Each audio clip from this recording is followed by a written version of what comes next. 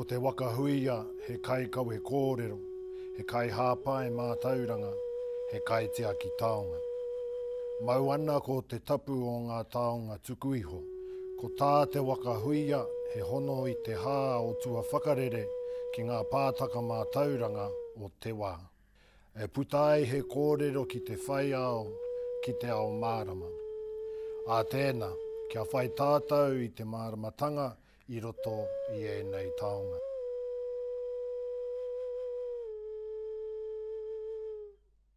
Tēnā koutou tamariki mā, nau mai ki tēnei hōtaka o Raranga Matihiko. Ko Sam Henare tōku ingoa, ko Jesse Roberson tēnei, and we both work at Te Papa Tongarewa here in Te Whanganui Atara. And together with our friends from Waitangi Treaty Grounds, Te Peto Whenua, Waikato Museum, Te Wharetanga o Waikato, and MTG Hawke's Bay Tai Ahuriri, we've got some awesome activities for you to do at your kāinga all around Kaitiaki-tanga. So Sam, what does it mean to be a Kaitiaki? So to be a Kaitiaki means that we have a responsibility to look after and to care for the things that we find are precious. So our job as Kaitiaki who work in museums is to look after the taonga which are kept here. But also our job is to help to support you to look after and care for your taonga. So Jesse, what are taonga? Well, taonga are things that are special, precious and important to us. They can be our words and our stories, special places, unique environments, even people. Things that we need to care about and that we want to look after. So I'm really excited. What are we going to be doing? So in this series, we're going to be using digital tools to help explore the relationship which we have with taonga in the present and in the future.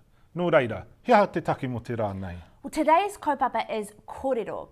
We're going to be visiting Waikato Museum where they're going to show us some of their po and the stories that they tell. Then we're going to be coming back to our learning lab where we're going to make our own digital po that tells some stories that we want to tell. Sound good? Ai, ka rawe. Awesome. We're going to head to our friend Elaine at Waikato Museum. Kia ora Jesse and Sam. Nau mai, haere mai. Welcome to Te Whare Tonga o Waikato, the Waikato Museum. Ko Elaine toko ingoa. My name's Elaine. I've been doing a lot of reading over the last couple of weeks, and I got to thinking how stories are a treasure. They are a taonga. They keep alive events and people from the past. People like Gavin Bishop, Witi Ihimaira, Annie Reitiakiaki, they are all amazing storytellers, and we could call them the Kaitiaki of kōrero, of stories. At the museum, we are storytellers as well, except we don't tell our stories in books. We tell our stories through the objects that we have on display. You could say that we are the Kaitiaki of the kōrero of these objects. When somebody loans us an object to display, we will take a verbal history of it. We'll often write it down or video them so that we know that we're getting that kōrero, that story, correct, because we want to pass that on to the people that come to visit. 1,000 years ago, when Māori arrived in New Zealand, they didn't have a written language to record their stories. So the Māori would pass their stories on orally through the art of oral storytelling. But they would also use the arts to tell their story. Music, dance, carving, kōwhaiwhai, painting, tāmoko, tattooing, rāranga, weaving. So we're going to have a look today particularly at whakaero, the art of carving. We are standing in the Tainui Gallery at Te Whare Tonga o Waikato, the Waikato Museum.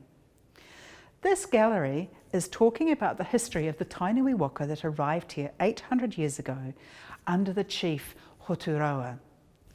All of these po are his whakapapa, his family tree.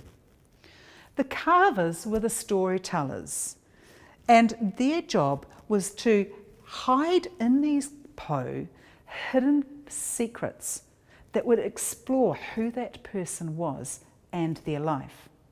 Now, unless you came from this region, you might not be able to read these stories clearly because the message would be hidden in code.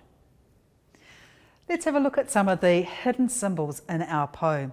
We're going to start with Korotangi. Korotangi was the sacred bird of the Tainui, and you'll see it sitting on the shoulder of one of the carvings. We also have a magical lizard called a mokomoko, and in our region it shows that he is a spiritual guardian.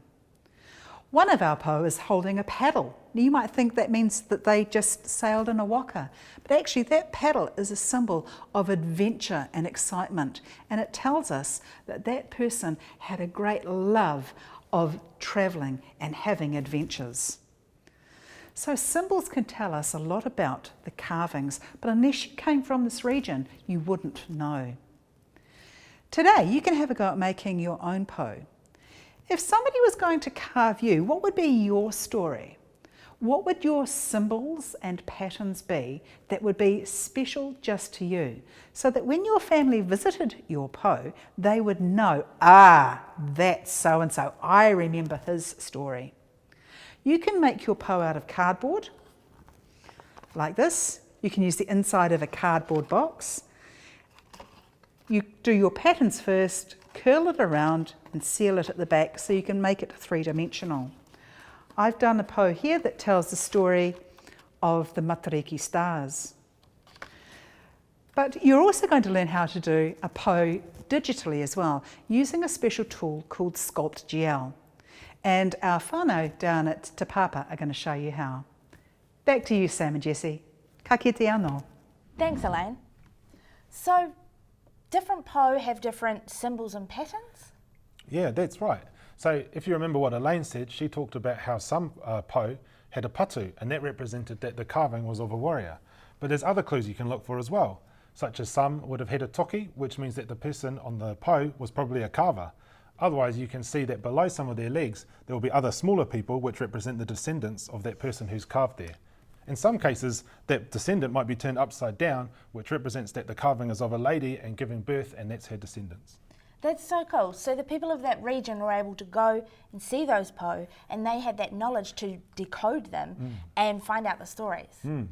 That's so cool. We're going to head over to the lab now with Martin, where we're going to have a go at creating our own digital po using a program called SculptGL. Let's go. Oh, kia ora, Jess. Kia ora, Martin.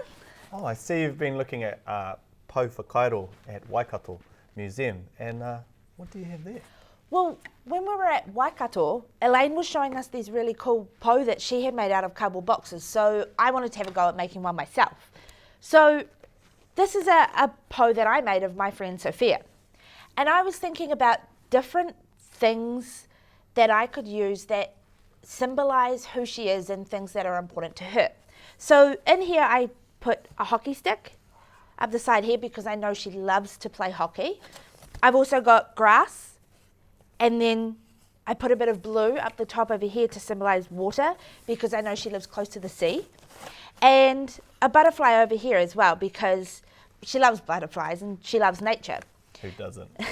So I've thought of all these different kind of designs and ways that I could show who she was and things that are important to her. And she'd probably see that po and know those connections. Definitely, and I think members of her whānau would as well. Awesome. Well, what I'm going to do with you today is we're going to use a digital tool to help create po, but it's going to be a little bit different because we're going to be able to add pieces to that po so that it starts popping out a little bit. Using the cardboard's a really good idea, and it's almost like using a plan for going into SculptGL, the program I'm going to use today. And that way, we might actually see if we can make that using SculptGL. Cool, Okay? sounds good, yeah. Awesome.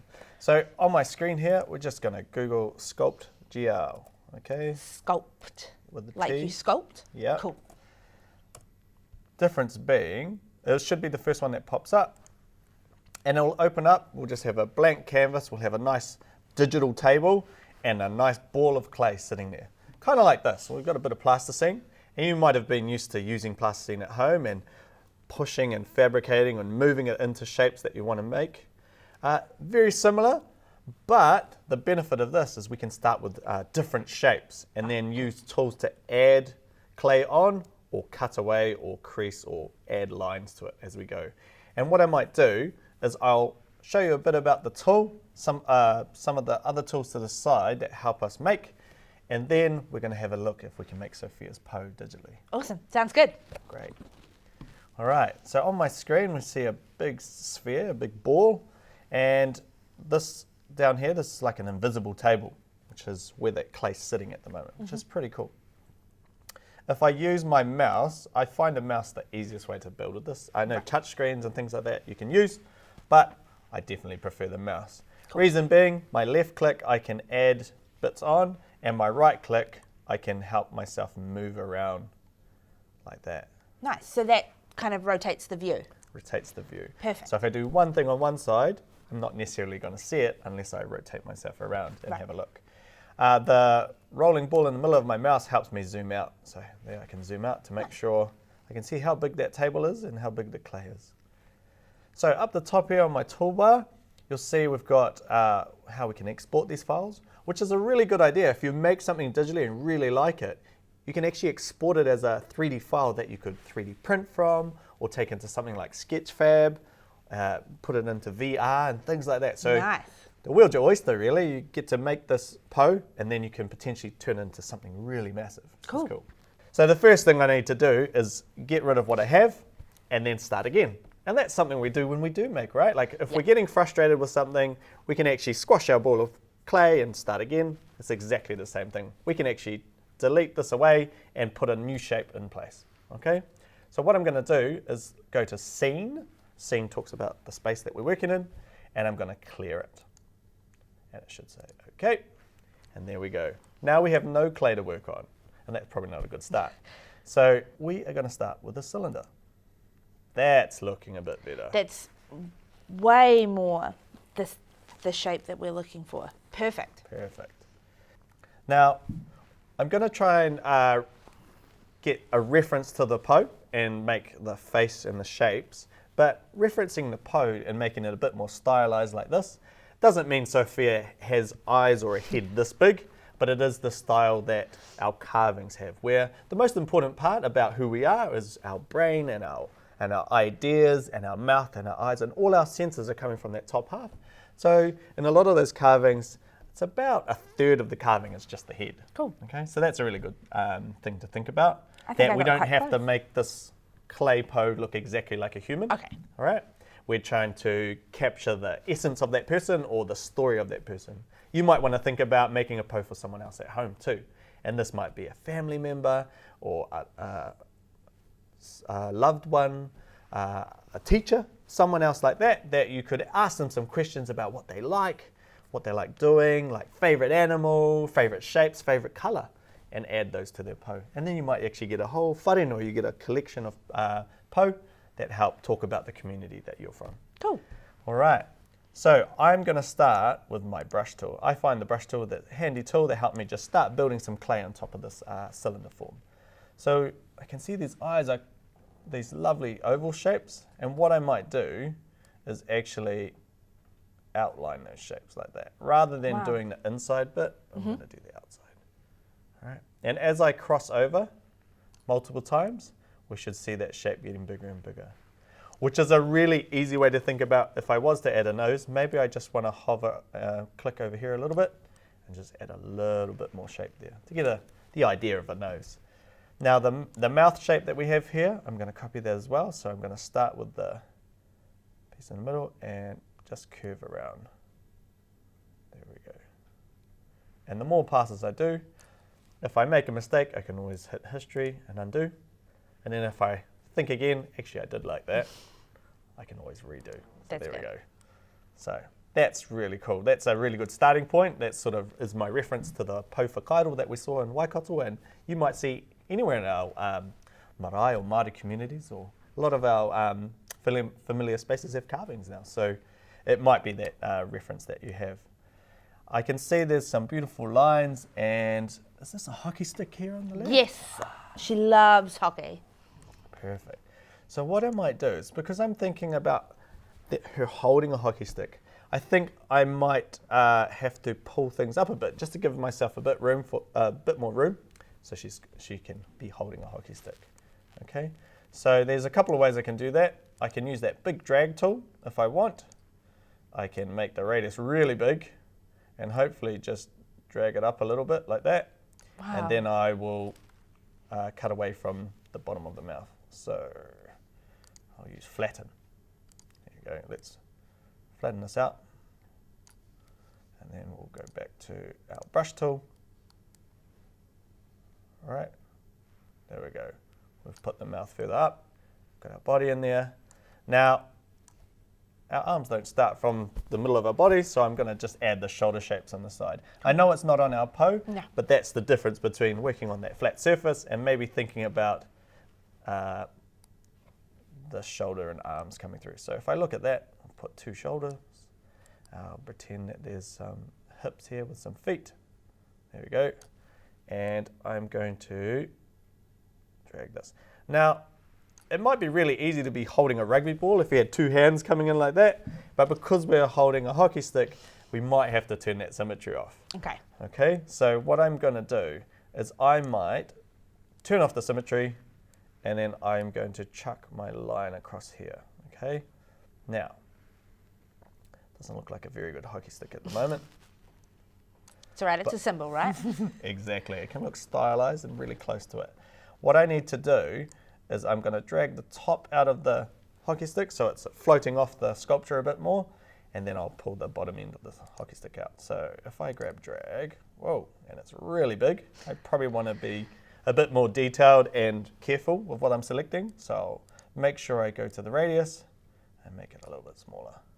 Now, I should be able to pull that out a little bit more. Wow. And that way. Now, if you imagine where my rotation is, that's going to help me with dragging left and right. The computer can't tell if I want to pull it forward. So if I do want to do that, I do have to rotate my view a little bit. So say if I wanted the bottom end of the stick to be going back a bit, I can do that. And if I wanted to do the same thing on the top, maybe I want to just drag it up to get that hockey stick shape. It's pretty close to there. Yep, that's pretty good. That's There we go. so cool. And so using the variety of tools that we've learned, you can pick the right tool for the right purpose that you're trying to achieve. Bit of a curvy hockey stick, but I think it's a bit stylized, which is cool.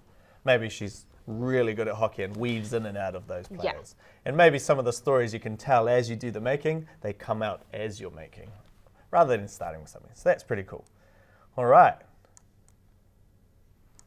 Cool. Now, most of our po that you see in, like in Waikato, you'll see they're kind of a half round, just kind of like your cardboard there. And the shape that we have is a cylinder, so we can go all the way around it. This is a really good opportunity where if we wanted to add extra information to the back, we could actually do that. But I remember we talked about those spirals that we saw on the shoulder and on the hips. And fortunately, with this tool, we have one of our tools is called twist. Rather than twirl or another word like that, it sort of does the same thing.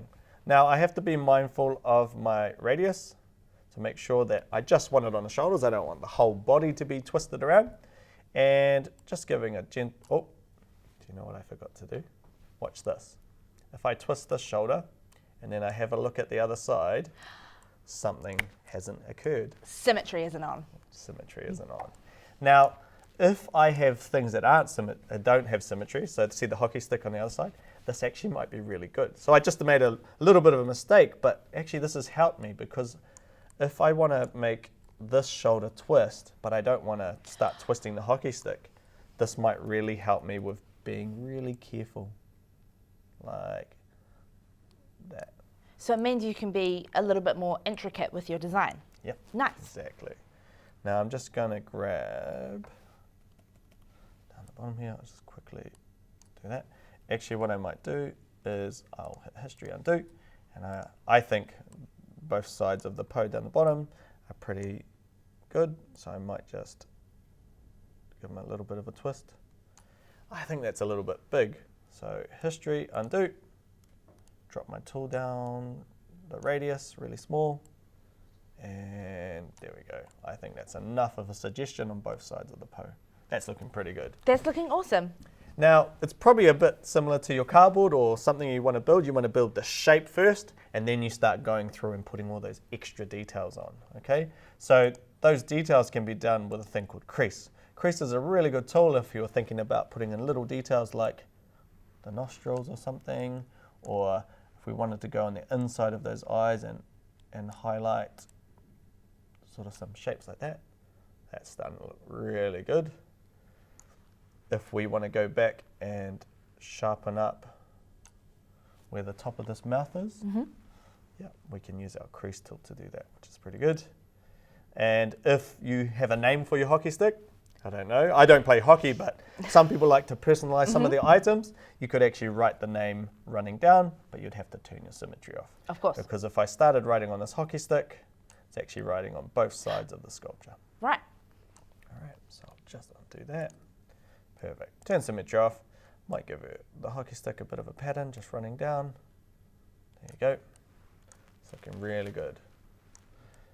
Now, we've got all these lovely details on here, and these are like the hidden clues or symbols that initially, if we look at this po, it looks really spectacular, and we can see the initial shapes. But all those little hidden details that we add to the sculpture will be like the language that help keep that kōrero around that person alive. So those symbols are the language that are used on our po. So maybe I just want to add a couple of lines like we did on your paper there. On the side part. And a little bit of a heart. What else have we got? We've got a few more hearts, so there we go. I put some triangles on here as well because I thought it reminded me of the Maunga, the mountains. Perfect. All right, a couple of mountains. Now, kind of like your design you have there, you could think about carrying on that design through to the back. So maybe I'll just keep those mountains come through. Now, because I don't have symmetry on, it means that I can make that one line be different on this side to the other side. And for the purposes of speeding up a little bit more of this making, I might just flick symmetry back on, okay? But that's looking really good. So, can I add colour to it? You can add colour, and I think you've got enough of the tools now to finish off your po, but just as an example, we're going to hit our paint tool, and we're going to start colouring this po in. Now, I did mention the masking tool, so what I'm going to quickly do is just mask, like putting masking tape on my po, just so that I know it's not going to get any paint on it, okay? So there's my shape. Now, I'll go back to paint, and that mask stays there until I clear that mask. And here we are. So we've got yellow. What colour should I use to start painting this po? Well, I put a bit of pink on mine because I know Sophia loves pink. Perfect. So if I go to pink, we can either decide to make the whole po pink by paint all, or we can do little details. So what I might do is just pick a pink and pretend I'm just painting. So if I paint around here and I go to the front, maybe just like you've got there, I might just make pink on the mouthpiece. Now see where it's gone over the hockey stick? That's because it's in symmetry. But for the purpose of this, we're just going to keep going. There we go. Perfect. And if the hockey stick was a different colour, you can just select over here. Say we've got our green. There we go. Now, I'll undo that. Flick off the symmetry, because that's the thing with this hockey stick. It's not symmetrical. Perfect. And if I go to the back, you'll see I'm going to turn that mask off. Put a bit of green in here, just so you can see what doesn't get affected. So I need to go back to the mask and clear mask. And look at that. Wow, so it's kept the original colour. Yep, it's kept the original colour that's underneath. Perfect, that's looking really good. That's awesome. Thank you so much for showing me that, and I can't wait to go and make my own version of it at home so I can show Sophia. Perfect, thank you. That was so cool. Yeah, so as Kaitiaki, we can use SculptGL and the patterns we design on it to help to look after those stories that we have. I had lots of fun creating the po that we made today, and now it's your turn to create your own at home, either by using our digital tools like SculptGL, or by just creating one out of cardboard and putting symbols on it that represent you or a whānau member or someone that's important. So share those ideas you've had with your whānau and upload them onto social media using the hashtag below. That's all for us today. We'll see you guys again. Ka kite anō.